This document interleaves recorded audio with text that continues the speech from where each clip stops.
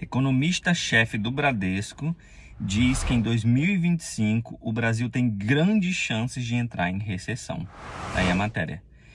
Mas para a gente entender isso melhor, precisamos saber o que é uma recessão.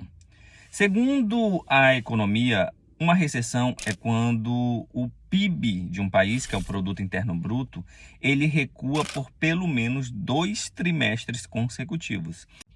A recessão é um esfriamento drástico da economia como um todo. E quando isso acontece, há menos consumo.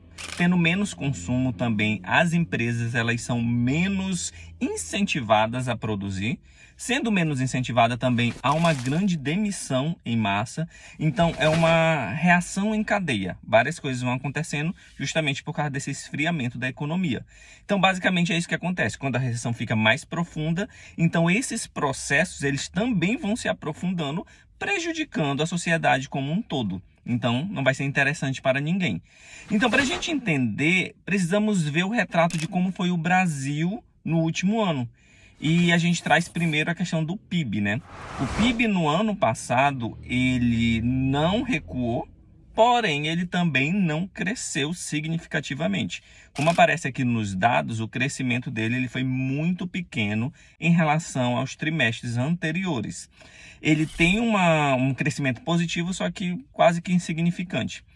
Porém, nós temos aqui também esse outro dado de que a taxa de desemprego no Brasil é a menor desde quando começou-se a medir. E aí fica uma balança onde tem 2 pesos e 2 medidas. Onde, um lado, o PIB ele não está tendo um crescimento significativo, de fato, porém, do outro lado, a taxa de desemprego está pequena.